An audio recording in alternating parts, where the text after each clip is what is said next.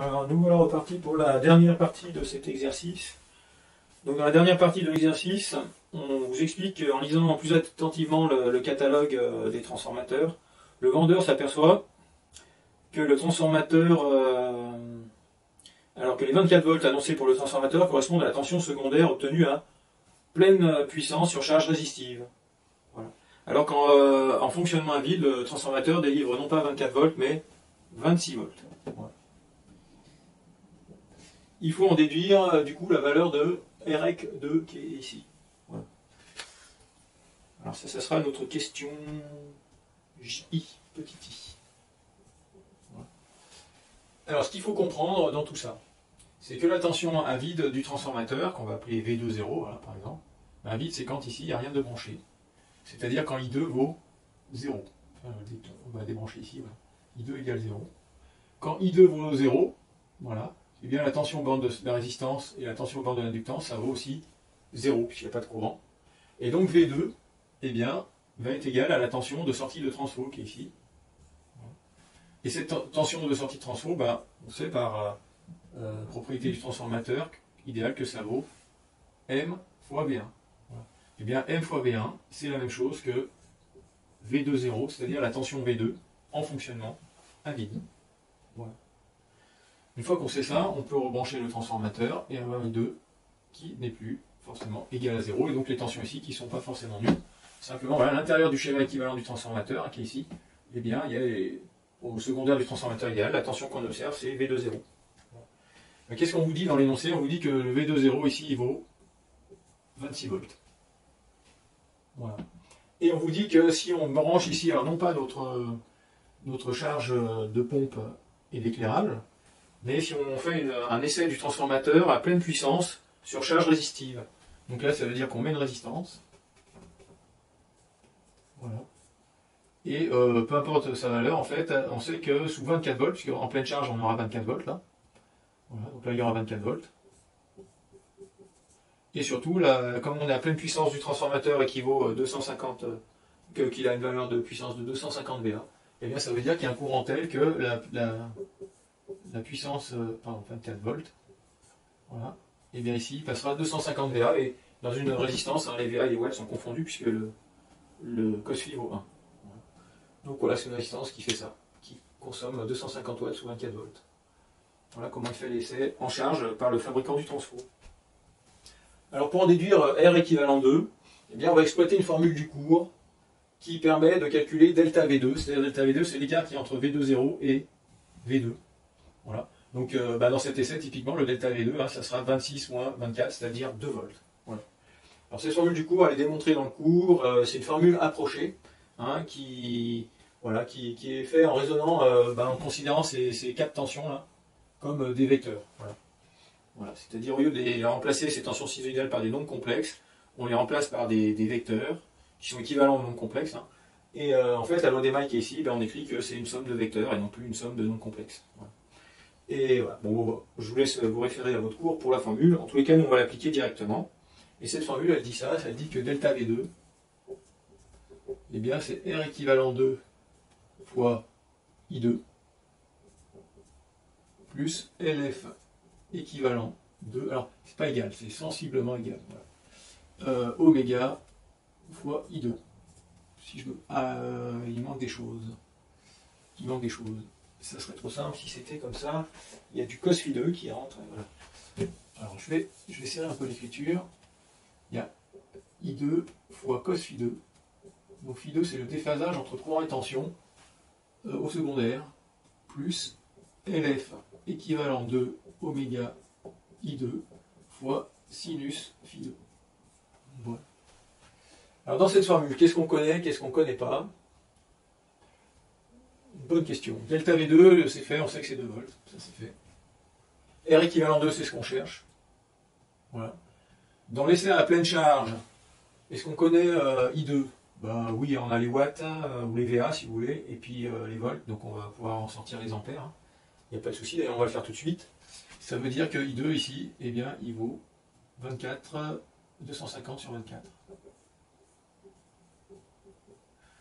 Voilà, 250 sur 24, est-ce que je l'ai calculé? Oui, ça sera donc 10,41 ampères. Voilà, donc lui il est connu. Φ2, bah, il est connu, Φ2, parce qu'en fait, comme on a une charge résistive, le déphasage entre cette tension, la V2 et I2, eh bien il est nul. Donc Φ2 il vaut 0. Donc lui je sais qu'il vaut 10,54 et lui je sais qu'il vaut 0. Voilà. Alors ça je ne connais pas, ça je connais pas. LF équivalent 2, mais c'est pas grave parce qu'ici, comme Φ2 vaut 0, sinus Φ2 vaut 0. Et donc toute cette parenthèse, elle vaut 0. Voilà. Et donc finalement, dans cette équation, ben, la seule inconnue qui me reste, c'est bien R équivalent 2. Donc je vais pouvoir écrire R équivalent 2 en retournant la formule, égale tout simplement le delta V2 divisé par, donc le cos phi là, il vaut 1, c'est même pas la peine que je le marque, donc ça fait sur I2. Donc 2 volts divisé par 10,54 ampères. Voilà. 10,41, je ne sais pas pourquoi j'ai dit 10,54, ah oui, j'ai une petite confusion, c'est 10,41. Avec les 9,54 qu'on avait au début de l'exercice, je crois. Voilà. Et donc, quand on fait ce calcul, eh bien, on obtient une résistance de 0,192 ohms. Voilà, que j'aurais pu écrire aussi 192 milliohms. Voilà. On a la réponse de R équivalent 2, qui était donc la question I. Question J. Question J. Recalculer le rapport de transformation du transformateur. Tiens, pourquoi a-t-il changé ce rapport de transformation? Eh bien parce que jusqu'à présent, on avait dit qu'il est égal à 24 volts sur 230 volts en entrée. Mais en fait, là, on s'aperçoit que la tension à vide, c'est peu 24, c'est 26. Et que c'est elle qui est égale à M fois V1. Donc en fait, si on veut avoir le rapport de transformation correct, maintenant, eh bien, il faut faire non pas V2 sur V1, mais V2,0 sur V1. Et cette fois, c'est donc non pas 24, mais 26 sur 230. Et donc le rapport de transformation, eh bien, il est un peu plus élevé que celui qu'on avait calculé au début. Voilà, donc ça c'était dans le cas idéal, et en fait maintenant ça va être plutôt 0,113. Voilà, en affinant les résultats, les valeurs changent un petit peu. Question K. Alors, en déduire la valeur de la résistance secondaire si celle du primaire vaut 8 ohms. En gros, je vous montre un peu tout. Ce truc-là, on sait que ça vaut 0,192 ohms. On vient de le calculer. Voilà. On vient vous donner la valeur de R1. On dit que c'est 8 ohms. M, on vient de le calculer. Voilà. Et donc, en fait, comme on connaît ces trois choses-là, on va pouvoir en déduire la valeur de R2, c'est-à-dire la résistance du secondaire. Alors, je vais écrire, donc j'écris R équivalent 2 égale M au carré fois R1 plus R2. Et ça m'entraîne que R2, c'est égal à R équivalent 2 moins M au carré fois R1. Donc R équivalent 2, c'est 0,192. Moins M au carré, c'est 0,113 au carré. Et R1, on vous dit que c'est 8 ohms. Voilà. Très bien, moi j'ai fait le calcul et j'obtiens 90 milliohms. Alors en fait, on détaille, ça fait 0,192 moins, mais j'ai mis pour l'autre, 0,102. Et ça nous fait du, donc égal 90 milliohms ou 0,09.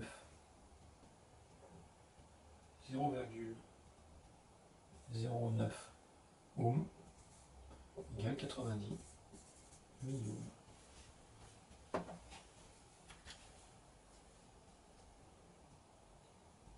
Bon, voilà. Allez, question suivante. Après avoir acheté le transformateur, le vendeur de piscine effectue un essai en charge et mesure une tension secondaire de 24,0 volts. Voilà. Alors, qu'est-ce qu'il est dit ici précisément? Eh bien, que le vendeur de piscine, il fait son essai en charge, lui. C'est-à-dire qu'en fait, il ne va pas brancher une résistance. Lui, dans son essai en charge, qu'est-ce qu'il fait? Il branche ses éléments, c'est-à-dire la pompe plus l'éclairage. Voilà. Donc je mets ça comme un groupe dipôle qui consomme P2 et Q2, là, ceux qu'on a calculés au tout début. Et donc le courant I2, là, dans ce cas-là, c'est pas 10,41, parce que ça c'était l'essai chez le constructeur, mais le I2, bah, c'est celui qu'on a calculé au début, c'est-à-dire c'est 9,54 ampères. Voilà, et le V2, il vaut 24 volts. Voilà ce qui est dit dans l'énoncé. Alors, qu'est-ce qu'il est demandé? Question en déduire la valeur de LF équivalent 2. Voilà, donc on va faire ça. Alors, pour en déduire la valeur de LF équivalent 2, en fait, on va reprendre cette formule, que je n'ai pas effacée, tant mieux. Là, c'est plus 10,54, donc j'efface un peu toutes les valeurs, puisque... Voilà. En fait, on va partir de la même formule. Voilà. Tout ça, j'efface.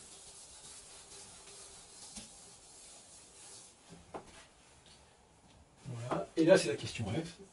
Et dans la question F, alors le delta V2, on le connaît, il vaut 2 volts, ça c'est sûr. R équivalent 2, maintenant on connaît, ça vaut 0,192 ohms. Le I2 ici, il est connu, c'est 9,54. Voilà. Alors, le delta V2, c'est toujours 26 moins 24. Ah, le cos Φ2, alors là, c'est plus le cas. Le cos Φ2, il vaut plus 1. Voilà, mais on va pouvoir le calculer parce que le cos Φ2, en fait, il vaut eh bien, P sur S. Voilà. Allez, on va le calculer.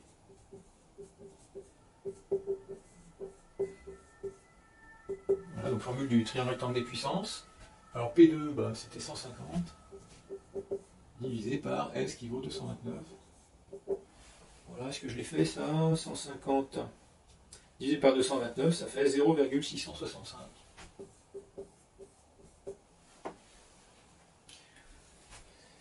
Voilà, et il nous faut sinus. Alors, lui on l'a, il vaut 0,665. LF équivalent 2, c'est ce qu'on cherche. Oméga, c'est 2π50. I2, on l'a. Il nous manque que sinus Φ2. En fait, quand on a cos Φ2, on va faire cosinus, on aura Φ2. Voilà. Et ensuite, on prendra le sinus. Donc, on peut le faire comme ça. Et puis, donc, on va dire, voilà, sinus Φ2 égale sinus de arc cosinus.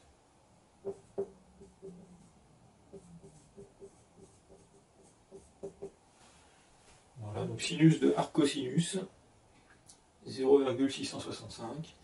Eh bien, moi, j'ai trouvé 0,755. Voilà. Donc, lui vaut 0,755. Voilà. Donc, en fait, la seule inconnue de l'équation, c'est LF équivalent 2. Donc, on va pouvoir retourner la formule. Alors, LF équivalent 2, ça donne delta V2,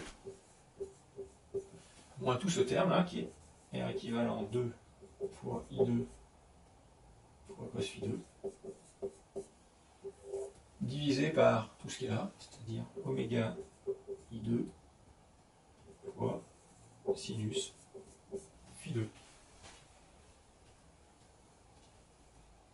Voilà, et on met les chiffres.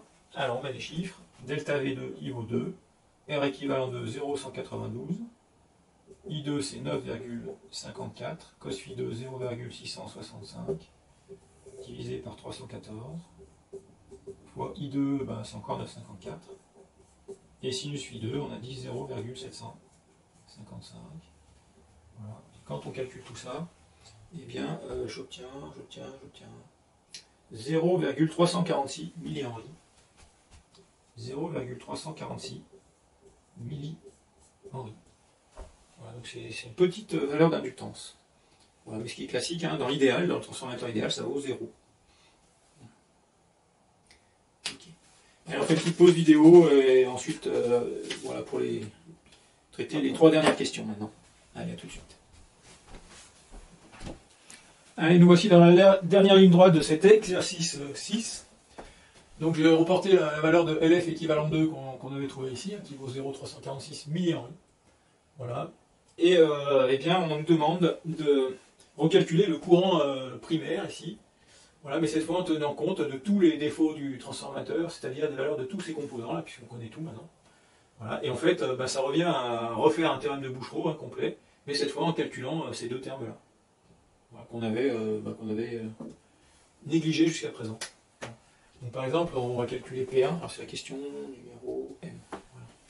M. Donc P1, eh bien, ça va être égal à Donc je réécris tout, hein, PRF plus REC équivalent 2 fois I2 au carré plus P2. Voilà.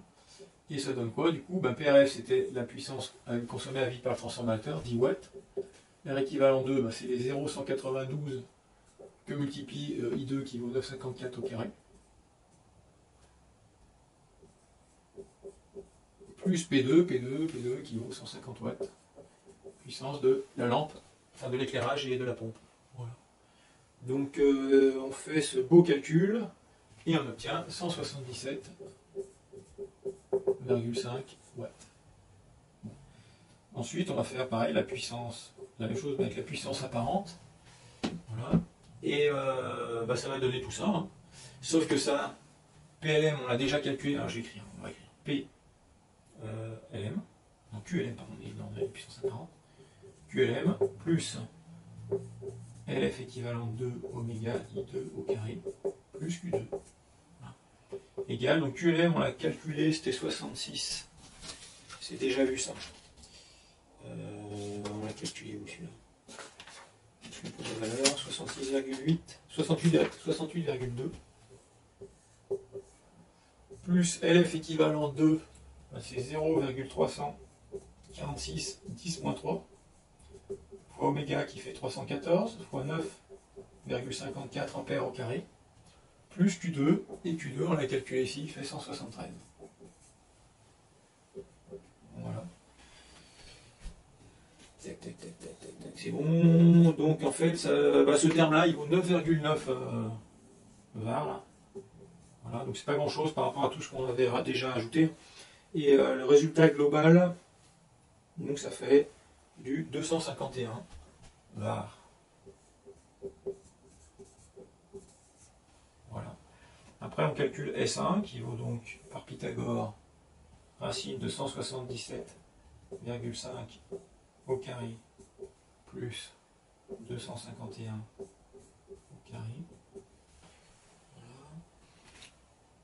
Voilà. Alors moi j'obtiens 307 VA. Voilà, donc ça gonfle encore les VA là.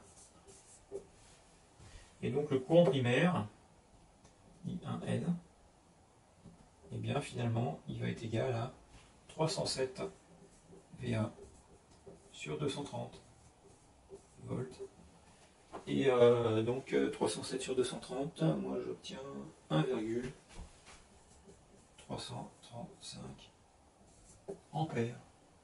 Donc en fait, voilà, ça c'était pas tout à fait juste. Ça fait encore gonfler les ampères au primaire. Voilà. Le fait de tenir compte de ces deux composants-là.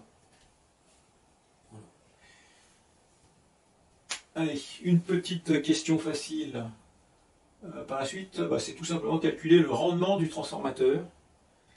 Alors le rendement du transformateur, c'est très simple, puisqu'en fait on connaît tout, on connaît P2, la puissance qui sort, et on connaît P1, la puissance qui rentre. Il suffit de faire P2 sur P1. Alors, je crois que ces relations-là, j'en ai plus besoin. Donc, comme j'en ai plus besoin, je vais enfin pouvoir les effacer et éliminer un peu de tableau. Voilà, très bien. Et donc, c'est la question N. On est donc à l'avant-dernière question. Et bien, le rendement du transformateur, en fait, c'est P2 sur P1. P2, on sait que c'est 150 watts avec la pompe et l'éclairage. Et le P1, là, qui tient compte de tout, eh bien, il fait 177,5 watts. Voilà, 150 sur 177,5, ça fait 0,845. Donc ça donne 84,5%. Voilà. Alors c'est pas mal comme rendement, mais c'est pas extraordinaire non plus. Voilà. Donc, mais c'est aussi parce que le 250 VA, c'est pas un transfo très très puissant. Quand les transfos sont très puissants, en fait, le rendement des transfos, là, il peut monter à 95%. Voilà. Puis quand les transfos qui sont pas puissants du tout, en fait, on ne soigne pas le rendement. Et le rendement peut tomber à 50% quand ils font quelques VA. Simplement. Mais là, c'est typique du rendement d'un transformateur de cette puissance-là. Voilà. Et enfin, la toute dernière question. Voilà. Alors, quel condensateur doit-on acheter pour pouvoir passer avec un transformateur de seulement 200 VA. C'est-à-dire, au lieu d'acheter un transformateur de 250 voltampères, on veut passer à un transformateur seulement de 200 voltampères. 200 voltampères sous 24 volts, ben ça veut dire qu'ici le courant I2 doit être plus petit que 9,54 ampères. Voilà, 9,54 ampères, ça va être trop. Voilà. Et notre charge, ben, a priori, elle consomme ces 9,54 ampères. Voilà. Donc a priori, on pense qu'on est coincé. Mais en fait, vous vous souvenez, au premier semestre, on avait dit qu'il y a moyen de réduire le courant consommé par une installation en améliorant son COSFI. Et comment on fait pour améliorer le COSFI, ou le facteur de puissance? Eh bien, en fait, il faut mettre un condensateur qui va grignoter une partie de la puissance réactive consommée par cette charge. C'est-à-dire que, en fait, qu'est-ce qu'on va faire? On va rajouter un condensateur ici. Voilà. En sorte que le courant ici ne soit plus de 9,54 ampères, mais de 200. On veut 200 VA, donc on veut un truc qui vaut 200 sur 24. Donc on va le remplacer par donc 200 VA sur 24 volts. Et 200 VA sur 24, donc ça je ne l'ai pas fait, on va le faire tout de suite. Bon, je ne l'ai pas fait parce que ce n'est pas nécessaire pour déterminer la valeur du condensateur, mais c'est intéressant de le voir. Voilà, donc en fait on va descendre ici à 8,33 ampères. Alors comment on va faire ça? On va appliquer la méthode du redressement de COSFI, peut-être un petit peu modifiée, mais la méthode de redressement du COSFI, bien, je vous l'avais dit, c'est d'écrire que Q2, après redressement du COSFI, eh bien ça sera égal au Q2 qu'on avait avant redressement du COSFI, plus QC, la puissance réactive du condensateur, qui va être négative, puisque c'est l'objectif, c'est de grignoter de la puissance réactive. Le Q total avant, on le connaît, QC, on saura l'exprimer, il n'y a pas de problème, et il faut juste savoir ce qu'on veut comme Q total après. Voilà. Le Q2 après, redressement du COSFI. Et là, donc souvent, on faisait du P tangent phi avec la méthode habituelle, mais là, comme les données de l'exercice sont un peu différentes, on sait qu'à terme, on veut un S2 après qui soit de 200 VA. Donc on connaît S2 après. Et on connaît le P2 après, qui est le même que le P2 avant, qui ne bougera pas, lui qui vaut 150 watts.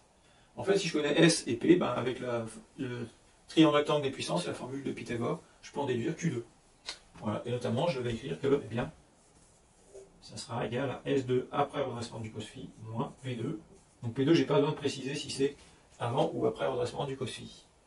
Voilà, j'ai à peu près tout. Alors, qu'est-ce que j'efface, qu'est-ce que j'efface pas? Je crois que je peux tout effacer. Voilà. On peut tout effacer. Alors, je fais ça.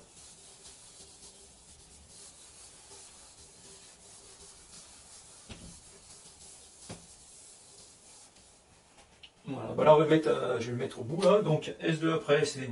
Alors j'ai oublié le carré, décidément, c'est une manie. Donc ça fait 200 au carré. Moins, et P2, le P2 c'est 150 au carré. Voilà. Donc le Q2 après. Et bien, si on fait le calcul, moi j'obtiens 132 var. Voilà. On aura 132 var au lieu de 173. Voilà. Et après, donc, pour obtenir, une fois que je sais que je connais ça, je vais réécrire cette formule-là, mais en exprimant QC. Voilà, donc celle-ci, là, ça devient Q2 après que je connais, il n'y a pas de problème, égale Q2 avant. Et QC, c'est donc moins C oméga V2 au carré. Donc ça, c'est la formule qu'on avait établie au premier semestre pour la puissance réactive d'un condensateur. Et cette fois, la seule inconnue, c'est C. Donc j'extrais C de cette formule et j'obtiens C égale.